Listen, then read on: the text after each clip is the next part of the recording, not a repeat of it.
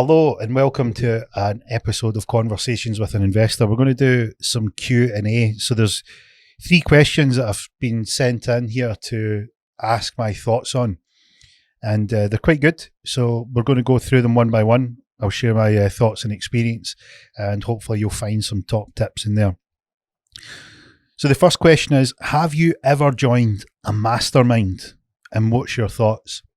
So for those of you who don't know what a mastermind is, there's a terminology for getting together a group of people that are interested in the same thing, and it's a bit of a power team or a power network where the group of individuals have a concentrated focus on achieving an outcome, and generally it's in similar ventures, so starting a business or the same industry, or they are targeting the same sector.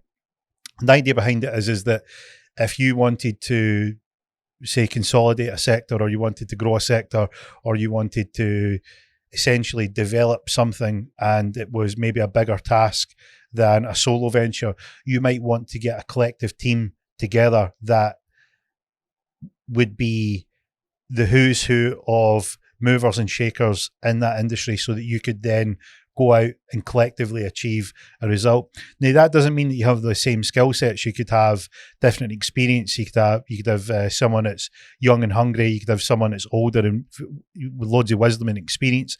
Or you could have a collection of them. You could have different experiences in terms of where your knowledge lay.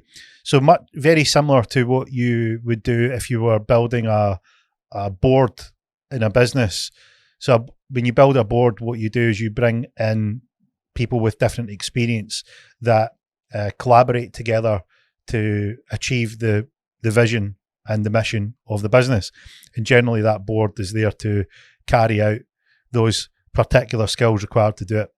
The mastermind group is more of a sort of behind closed doors, round table idea where you collectively get together. Generally, there's not a formal setup like in a board, and you would help each other. My thoughts in mastermind is that there's two trains of thought. Traditionally, there was mastermind was usually done when you came across people at different settings. Generally, it would be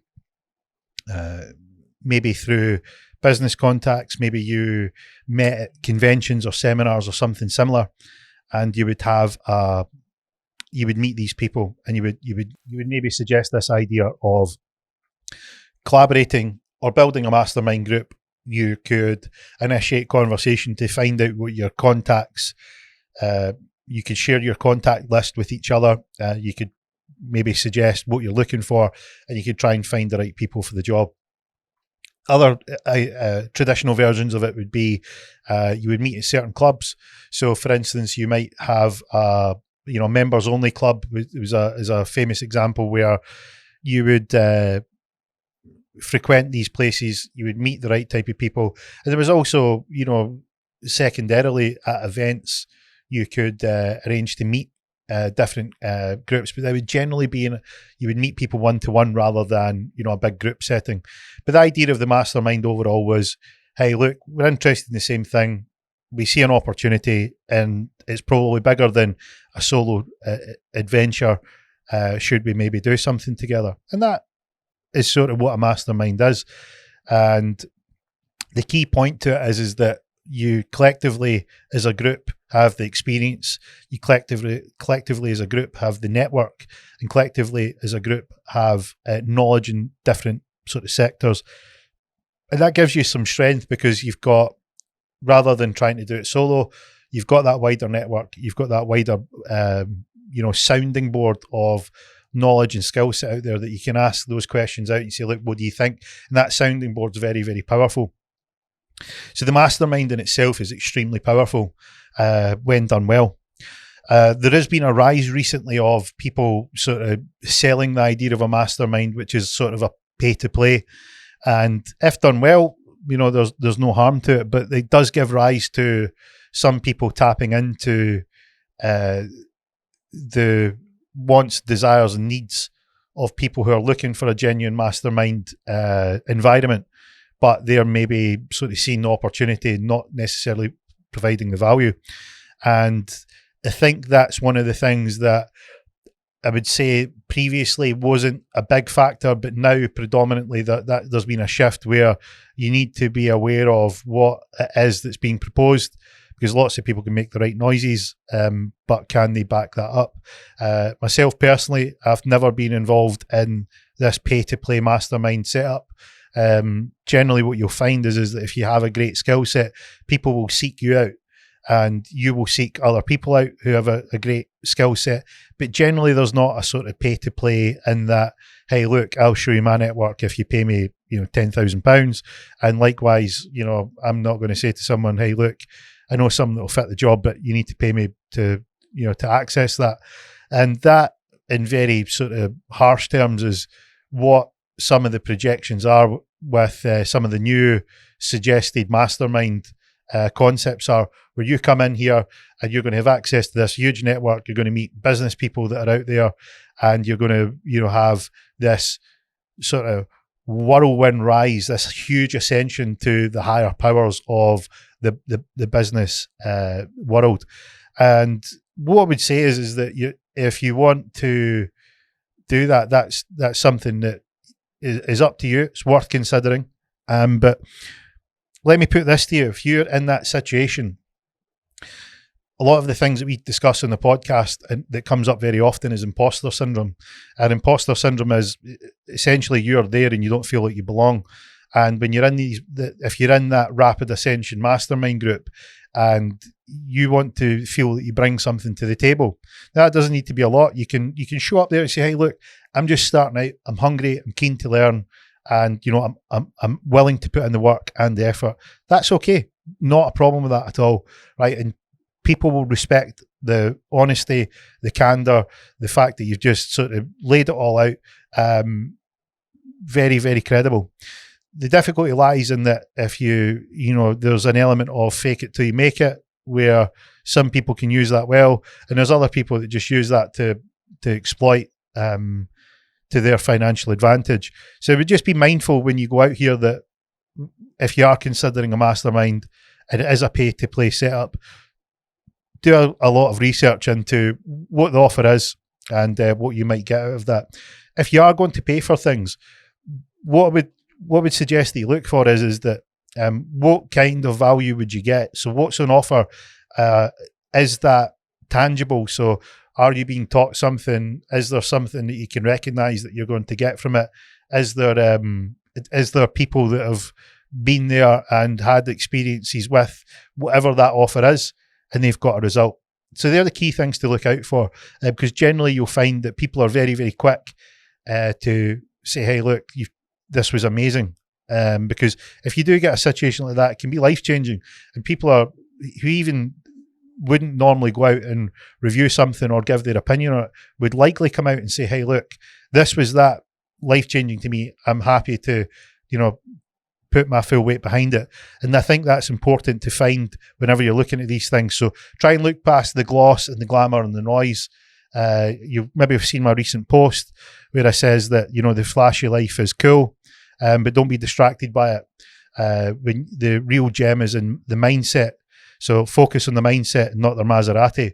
And that's a sort of analogy to try not to get caught up in the noise and the flash and the glitz and the glam, because it is very cool and it's luring, but also try and find the substance behind it.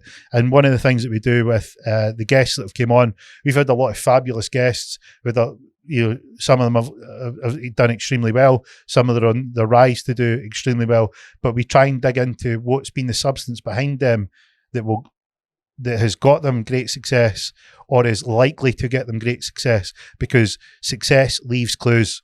And this whole podcast is about finding out what the clues are, so that when you see these clues in you or someone you know or in your own life, you can recognize them and you can back them. Because the key to this is learn how to back yourself and find those things that are worth backing.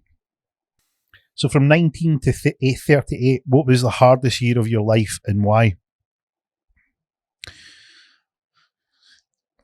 I think that's a good question, and I don't have a definitive year or a definitive thing that happened that is that I can think of.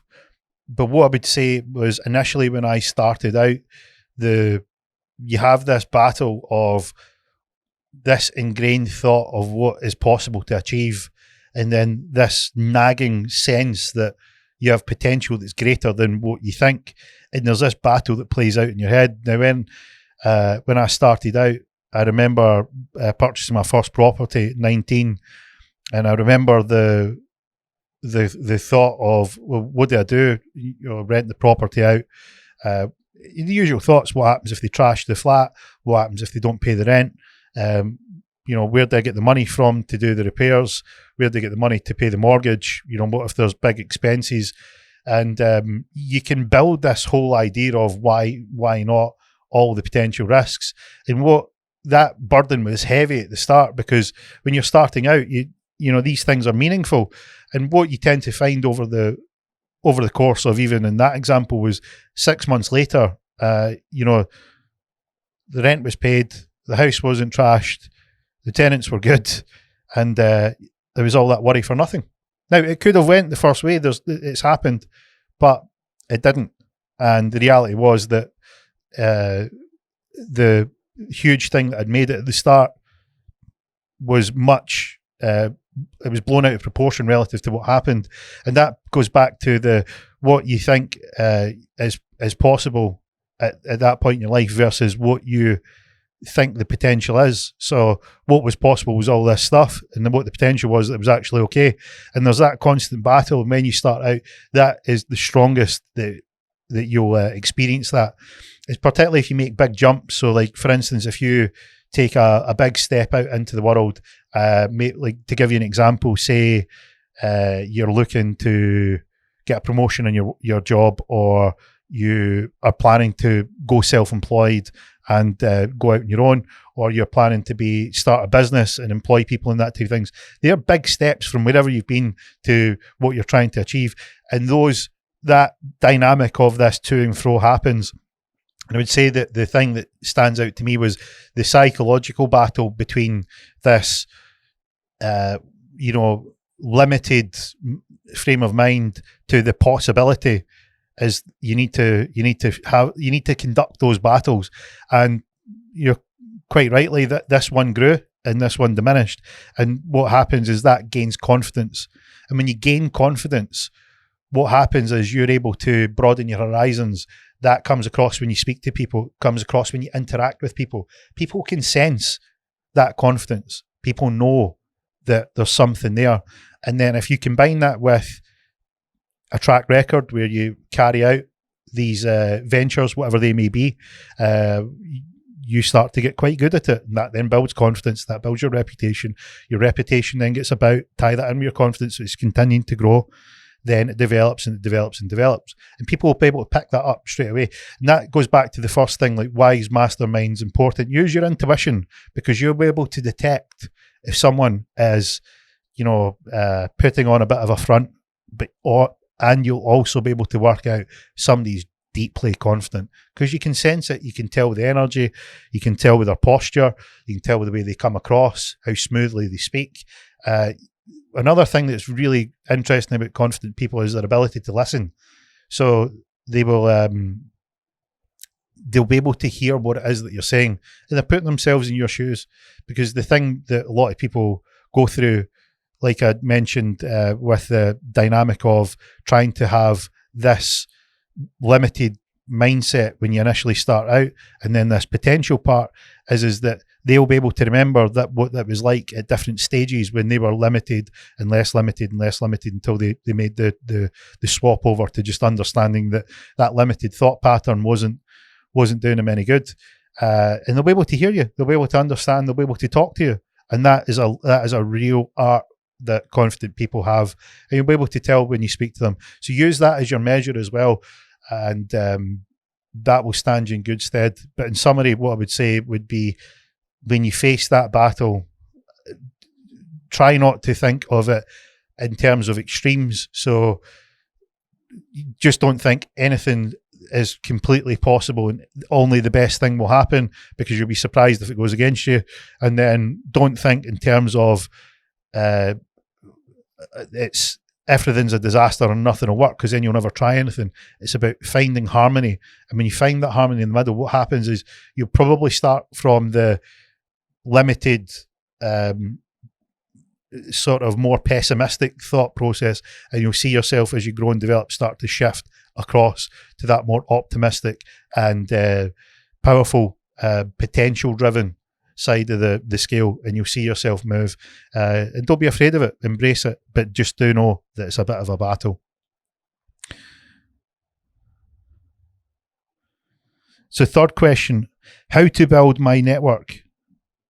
So this must mean how if you were looking to build a network, how would you do it, and how did I do it? So it's a great question, because it's, it sound old here, but I'm the last generation that knows what it was like to do this in an analog version or before social media version, and I feel very grateful for that. And why I feel grateful is that I remember what it was like to do it. I wouldn't say the harder way, but I get it.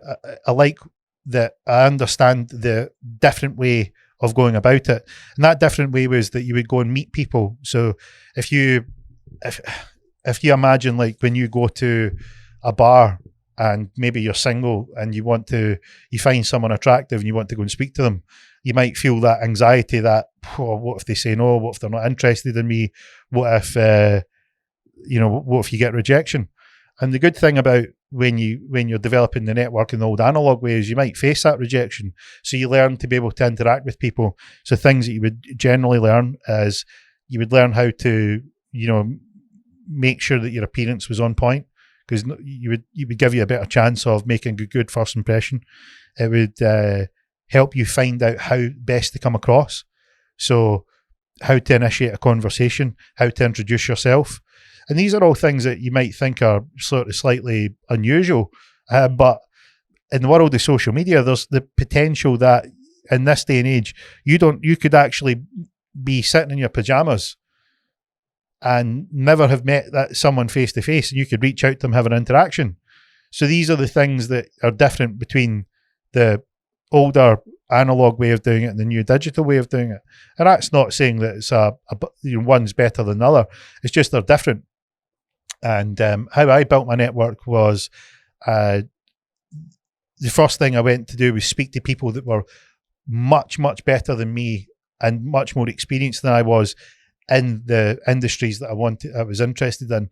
So you would start by finding out anyone that you knew that was involved in the industry that you were looking to tap into. You would inevitably find someone, whether it was a friend or a friend of a friend or someone who knew someone, and you would find a way to speak to them. You would ask for an introduction. You would maybe go to their business, their place of work, or you would maybe try and find them at a conference or an event. And then what would happen is that you would become familiar with that industry and the people within it, because what you've got is this huge world, and then you want to target a particular part, say the business world, and then within that you've got little tiny bits that represent the little parts that make up the business world. So you can now like hone in and find out who it is that you want to speak to. And there'll be, I would suggest making a short list of, right, so who's the biggest player in the game? When I was sort of coming up, the one that comes to mind was Robert Kiyosaki. So Robert Kiyosaki, Rich Dad, Poor Dad, he wrote a book about getting out of the rat race and financial freedom. So when I was coming up, that was sort of the pre-internet or pre-social media boom. The internet was about, but it wasn't used in the way it is now. You would go and you would read a book. So I was reading Rich Dad, Poor Dad. I was finding out his philosophies and principles, the story behind, assets and liabilities, how to find the difference between the two, why cash flow was key. And then I started, so Robert Kiyosaki is an American venture capitalist and a very well renowned property guy. Started out in property. He was in the military, lots and lots of businesses, and they invest in businesses. And he's also really well known for his educational platform, where he teaches investors out there the things he learned to become good at what he does. I found the book, and then I started to think, well, who in the UK is doing that? You would find out who the players were. You would then work out, well, is there anybody local? You know, so you've got the UK wide, then you've got is there anyone, you know, within my geographical area? Then you would ask around, and eventually you'd end up with 5, 10, 20 people you wanted to speak to, and you might not get to speak to them all. But what would happen is you'd speak to one or two, and then inevitably you would end up bumping into a lawyer or a broker or someone that knew someone, and they would say, hey, this is a good person you need to speak to. And the property sector is quite small. The movers and the shakers know who they are, and you would pop up on the radar, and that's how you'd form relationships. You would go and you would speak to me, take the time out, say, hey, look, heard that you're doing great things, just want to introduce myself. Back to that first impression, taking the time to go out, and people respect that. Like, if someone, I absolutely respect someone that says, hey, look, I've been following your stuff, I like what you're doing, I'm interested in getting started, I just want to reach out and introduce myself.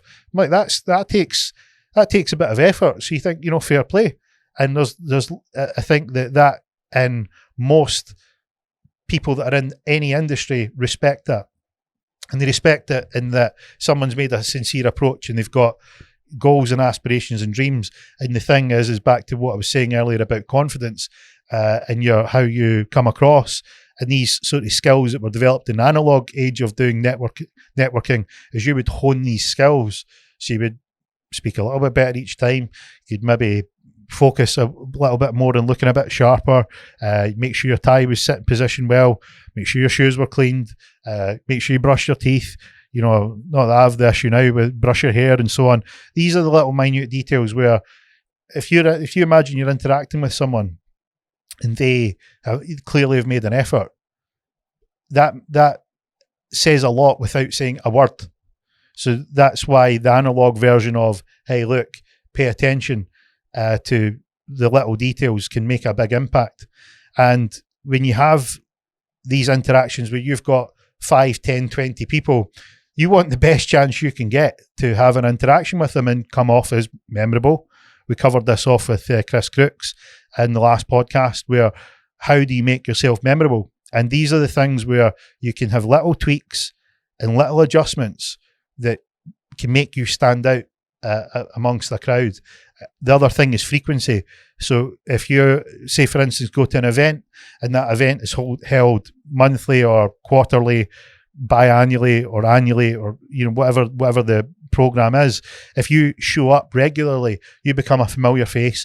People don't look at you as a stranger anymore. They look at you as a familiar face. You can have some small talk with them, remember details about them, and you can, sincerely engage with them, and that goes a long way, and that will generally open doors for you where people know what you're about, that you're regular on whatever the circuit is, and you are showing up, you're putting in the work. People will give a lot of respect for that type of thing, especially if you made the effort like they have. And that's the sort of people that are like themselves. So if you're making the effort for your appearance, making the effort showing up, making the effort to talk to them, that they're going to reciprocate that. And they might have someone who they think is really good for you to meet, but they might only feel comfortable doing that after they've met you the third, fourth, fifth time. They might not do it the first or second or the third, or it might be the 10th. But that's what I mean about consistency. So that was the old way of marketing. And how I would build a network now is, if you wanted to develop your network, you could either choose the analog way of doing it, or you could do the digital way of doing it. And probably a mixture of both is where the sweet spot lies. Because if you do the analog version of it, you can get around, you can meet people face to face, you can show up, you can be in the room. A great expression that I always live by is that you need to back yourself, and you also need to be in the room. Like, you don't know who's going to be in that room. You might have the who's who in there, and they might be looking for someone just like you. You might have an idea that's exactly what they've been looking to invest in. So you need to be in the room. You miss 100% of shots that you don't take. So make sure you are in that room. When you're in the room, go through the checklist, work on your presentation, work on how you, I don't mean presentation is what you're going to say, how you say it, how you come off, how you dress. These little things all add up. They might not be the be all and end all, but they all add up. So just be mindful of that. The other way of doing it is when you've got a digital, like a social media profile. The other thing to do is consider how you're wanting to present yourself in the social media profile, and you want to maybe match the direction you want to go with how you want to come across. So if you're professional, just make sure it's a professional setup. If it's more about sort of friendly, laid back, setup, then match it to suit whatever it is that you want to do. If you've got a hybrid, then work to that, where you're giving effort to one side of it and the other equally. You're not neglecting it, and do them both. Because if you're, like, say for instance, you reach out to someone in social media and they don't respond, and they're at an event that's local to you, and you pop along and you say hello, they might remember your face, they might just have missed that message, or they may have that many messages, they just go, hey, look, didn't get around to it. But if you've made the effort, say, hey, look, I dropped you a message on social media, don't know if you didn't get around to seeing it, I know you probably messaged a lot, just like to introduce myself in person, I heard you were coming here and I thought I'd make the effort to come along and see you. Outstanding. And that's someone that, I think you go, hey, look, fair play to you. I remember a time when I went to a trading event, and a funny story, the weather was horrendous, and I like to take the train so I can work. So I had all my work that I was doing, and I was getting it done. Anyway, the train stops halfway down the line. I think it was at Carlisle, and they were like, hey, look, that's the service terminated. And I'm on my way to Manchester. He says, look, lines are shut, nothing we can do. And it's like, well, I've got 3.5 hours to be in Manchester. What do we do?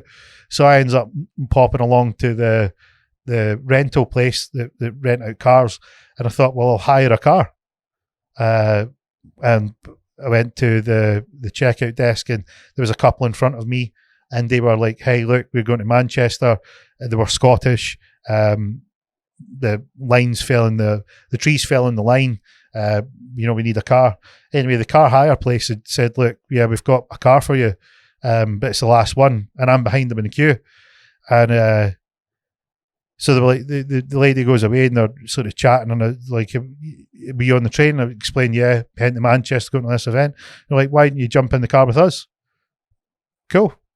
And I had to be in that room. I had to decide that I was going to find a way. I had to decide that I was still going to make it, and I had to decide how I was going to get there. So the car hire place had one car left, and there was a couple there that had got the last car, and I'm standing there like, right, what do we do now? I ended up sharing the car down. Need to be in the room. And when the guys heard about it, they were like, that's what it's about. That's the sort of thing that we're looking for, where you make the effort to get there. And these are the sorts of things that when people hear about this sort of effort, that will grow your network. It will grow your credibility. It will grow your appeal to the people that you want to appeal to. And doing a mixture of both is a way to do it. I would say be mindful that social media is a powerful tool, but it's not the be all and end all. You need to come across great in person. So work on you, polish yourself up. You'll look good polished. So don't be afraid of it. Look sharp, sound good, come across well, and be confident. And then in social media, dial it in. Have the best of both worlds. So that's my top tips for these 3 Q&As that have been asked. I thought they were great. If you'd like more of these, let me know. If you've got any questions that you'd like me to answer, then why don't you send them in? We're on all the usual places. Conversations with an Investor. We're on Instagram, Facebook, TikTok, Twitter, YouTube. Drop a question in the comments. Send it along to my website. You can email me at hello@cwipodcast.com. So drop me an email if you've got any questions, or just pop me a message on social media. And from me this week, that's a wrap.